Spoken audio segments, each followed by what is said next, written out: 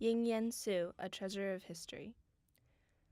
Growing up, I always thought of my grandpa as a silent, conservative man who occasionally laughed and only talked when he prayed before meals.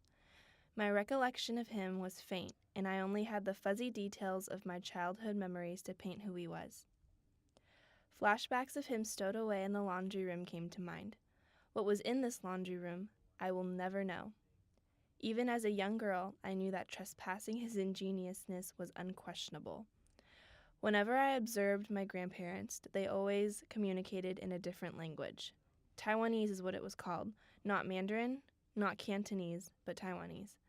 Because of this language barrier, I missed out on half the words that ever came out of my grandpa's mouth. As you can see, my grandpa was a mysterious figure who I knew scarce details about. I knew for a fact he was a genius. I also knew he immigrated from Taiwan. But what does being a genius actually mean? For what reasons did he immigrate to the United States?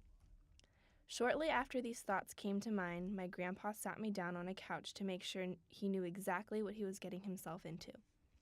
Half laughing, I assured him that this was not any serious or formal matter. I just needed to observe him, take a few pictures, and ask a few questions. My assurance dissolved in his mind, and he was still very questionable about the subject. "How many students are doing this project?" he asked with a quizzical look, as if gaining the knowledge of a specific number would increase his understanding of my project. In the back of my mind, I knew he did not fully comprehend what I was trying to explain to him. This was merely a short interview for a project at school, and my grandpa just had to be himself. Instead, he whipped out a notebook and started jotting down the specifics of my project. The language barrier between me and my grandpa was an exasperating enemy to our relationship. However, I realized that it was an extraordinary case to be able to communicate with my grandpa. Taking into consideration that he was a Taiwanese immigrant, it was astonishing how exceptional his knowledge of English was. Despite the missing articles and varying tenses in his speech, he spoke well enough to have comprehensive conversations. "Monica, you need to learn Taiwanese," was what my grandpa would always impose on me. "I know, Akong, I'm trying," was what I would always reply, even though I never actually made a solid effort to learn Mandarin or Taiwanese. Ever since I began speaking English, my grandparents' parents, aunts, and uncles would constantly pester me to learn how to speak their native tongue. Yeah, was what I would always murmur in the back of my mind. Why did I need to learn Mandarin or Taiwanese? Who in the world speaks Taiwanese? No one around me does, so why should I? The population of Taiwan is roughly twice as much as the population of Sweden. However, 76,665 people speak Swedish in the United States, while the number of people who speak Taiwanese is so little it is not recorded in a U.S. census. Roughly 70% of citizens in Taiwan speak Taiwanese. Most speak Mandarin, some speak both Mandarin and Taiwanese. Even in its own country, Taiwanese is a dying language. The fact that Ying Yan is an American citizen who speaks fluent Taiwanese is an extremely rare case. Speaking of rare cases, my grandfather surprised me with a hidden fun fact about himself. Before end of World War II, the U.S. dropped the big bomb in Taiwan, was the beginning of a long anecdote my grandfather was telling me of his experience during the Second World War.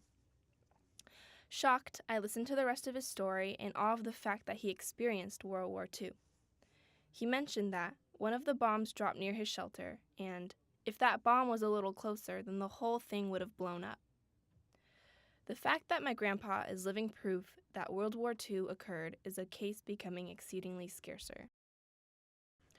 The reality is that with each blossoming generation, a set of wisdom disappears. First-hand experiences, historic stories, and wise words are inhaled by a selfish black void. Then we forget our past and where we came from. Individuals like Ying Yan are the essence of what the younger generation needs to encapsulate. "What kind of question will you ask?" Ying Yan mumbled.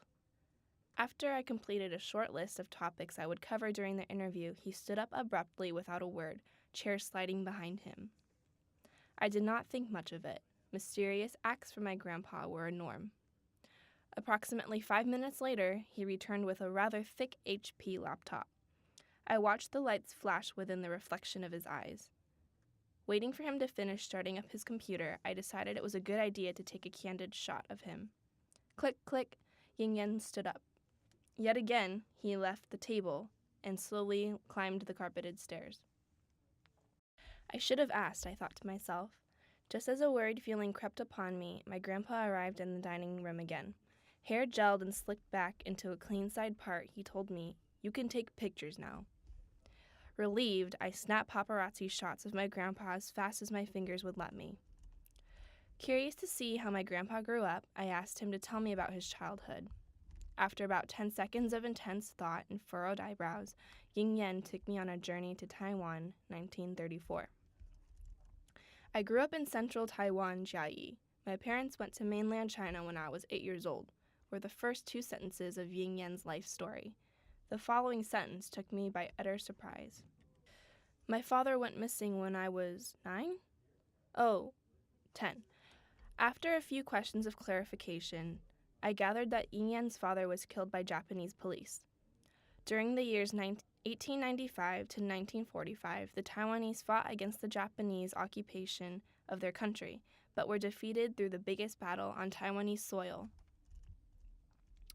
When I asked what it was like to be under the rule of the Japanese, he replied, "Of course, it was scary. The Japanese sometimes you had to be quiet and you couldn't talk around them. The police were everywhere. When the children does not behave well, though you say the police are coming, and they will keep quiet."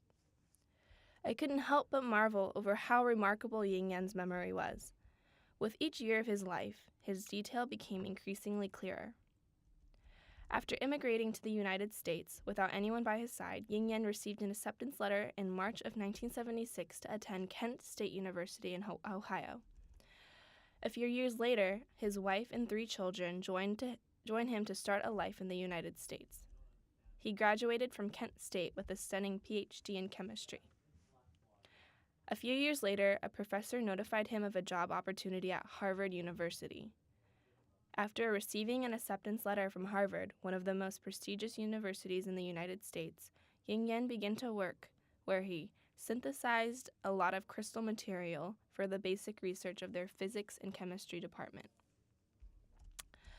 Following his employment at Harvard, Ying Yen worked at a few large companies such as Timex and Optical Shields. There, he developed several patents that involved a new liquid crystal compound. However, that wasn't satisfying enough for Ying Yen. After he retired, he continued his research and developed 3 more U.S. personal patents. All in all, he received more than 10 U.S. patents. While he was busy inventing new compounds and developing personal patents, Ying Yen was dealing with a series of major illnesses. In year 1971, he survived nasal cancer. In year 2008, he went through coronary artery stent surgery. In year 2012, he conquered a liver tumor. However, nothing was going to stop Ying Yen. Akong encountered a lot of difficulties and hardships, but God always supported me, was how he responded to the trials of his life. Many live by the mantra, "What doesn't kill you makes you stronger." My grandpa can vouch for that, literally. After the insanely compelling life Ying Yen lived, all he wants to do now is relax. Ying Yen said, "When I was a student, I just study, study, study. After I graduate, I have to work and work. Now I am retired. I can just relax and enjoy the rest of my life." Study, study, study, work, work, work. That's exactly what Ying Yen did. He deserves a pleasant and calming retirement, residing in a dainty house in a small town with his loving wife. If every person had to go through what my grandpa persevered, we would be living in a much more peaceful world, one full of people who understand the difference between the necessities and desires of life, one full of people who have a more fulfilling outlook on their accomplishments, one full of people who do not take their lives for granted. My grandpa told me, "Agong only prayed that I could live 60 years old. It would be enough. But now I'm 78, so I got more than I asked."